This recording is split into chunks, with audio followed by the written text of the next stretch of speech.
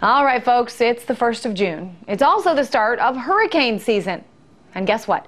It appears that first storm has already arrived. It came in the form of today's jobs numbers. And to say the least, they are not good. According to the Labor Department, U.S. employers created just 69,000 new jobs in the month of May. That is less than half of what was anticipated by economic analysts and the worst level of job creation in more than a year. And for the first time in 11 months, the unemployment rate actually went up. It rose from 8.2% from 8.1%. Now, it doesn't stop here. The U.S. Labor Department also revised the numbers for March and April, the last 2 months, and determined that hiring in those months was actually lower than previously reported. So we want to take this to the next level and talk about some of the implications of these numbers on a larger scale, economically and politically. So joining us now, we've got Peter Schiff, the president of Euro-Pacific Capital and also author of The Real Crash, How to Save Yourself and Your Country. Hey there, Peter. Welcome back. Let's just get this out of the way. How much is this a punch in the gut for the Obama administration?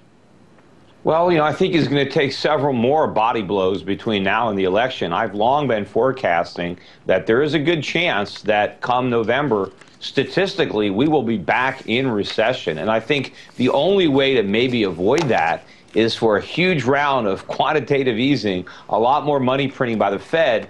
But of course, that's actually going to inflict more long-term damage on an economy that is already, on the mat.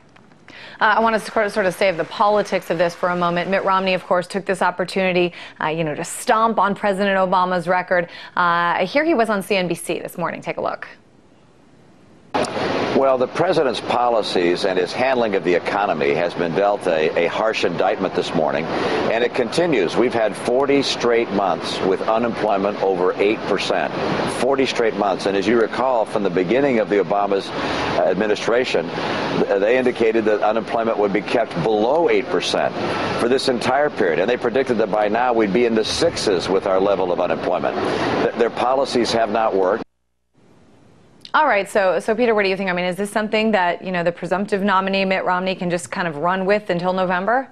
Well, he can try and he might have success. But the truth is Obama is merely continuing and expanding the failed policies of George Bush. And unless Romney understands that and articulates it, I don't think there's much hope that a President Romney is going to alter our fate either. I think it's going to be more of the same. I do believe that Romney will be less bad than Obama. And I think that we have a better chance of when the next crisis hits, when the real crash comes, I think that it's better to have Romney at the helm than Obama, because I think Romney, at least philosophically, is in favor of free markets and capitalism, even if he doesn't completely understand how they work. I think Obama is philosophically opposed to it. I think he's a socialist at heart, and he likes it when he believes the free market is failing, because he sees that as an excuse for more government to try to reshape America in this socialist utopia that lives in the fantasy of his mind. Peter, are you saying that Obama is probably happy to see these jobs numbers come out? Because it certainly didn't seem that way.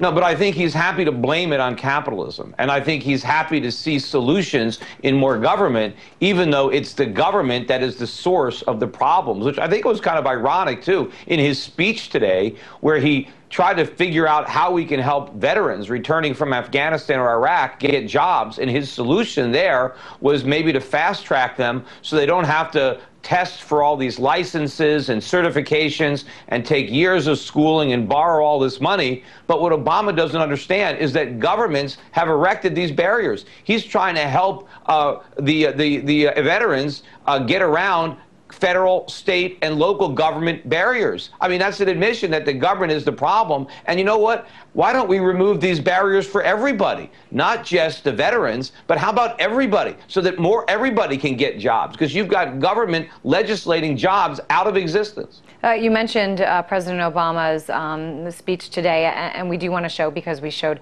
sort of Romney's reaction to the jobs numbers. Let's show, what President Obama said, how he reacted to the news.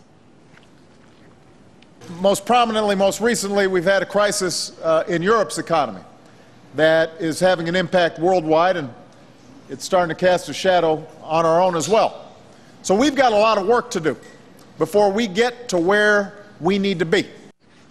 All right, so, there's a lot happening in Europe right now. I mean, Spain seems to be just a couple steps away from needing a bailout. Is this legit? Is what President Obama said also somewhat legitimate?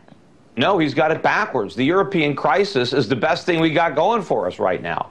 It's because people are so worried about Europe that there's a bid in the Treasury market besides the Feds. I mean, we're benefiting from the fact that people believe that we're a safe haven. People are buying Treasuries and they're buying the dollar. I mean, a few people woke up today and gold soared 70, 80 bucks from the intraday low to close up about $60. So some people realize that there's no safety in dollars. But, I think that the dollar and the Treasury market, when it comes to safe havens, are going to be the Facebook of safe havens, because a lot of people wanted to buy Facebook on the IPO. They were really excited about it. They thought it was great. But then once they owned it and they took a look at what they owned and they looked at the fundamentals, they realized it wasn't so great and they wanted to get out. And the same thing is going to happen to people who are buying dollars because they think it's a safe haven from European debt. America is more deeply in debt than Europe and less likely to repay without resorting to massive money printing. And if you think there's going to be a lot of money printing, that is not a reason to want to own treasuries or dollars. That is a reason to get as far away from the U.S. dollar and from the Treasury market as you can. We are starting to hear a little bit more about QE3 than we've heard in quite a long time. The jobs numbers are part of that equation. I do want to say, too, when we talk about the numbers that came out today, it's not just, politicians that are kind of spinning this in whatever way they want. I wanted to show you and show some of our viewers the way that some of the mainstream media sort of interpreted these numbers on their websites today. Let's start with the Fox website. The headline says, does another month of distressing economic news put the Obama campaign on the clock? And it says so in an enormous banner. You'd think that Christmas came early this year for Fox News. Let's go to MSNBC. It says, global economic woes appear to ensnare us. A little bit of a smaller headline there. And if we looked on CNN's website and actually didn't see those jobs numbers anywhere, it was, of course, the George Zimmerman, the accused Trayvon Martin killer, that news came out, so that was on there. So very different interpretations by some of these networks in terms of what these numbers mean. Why do you think that is?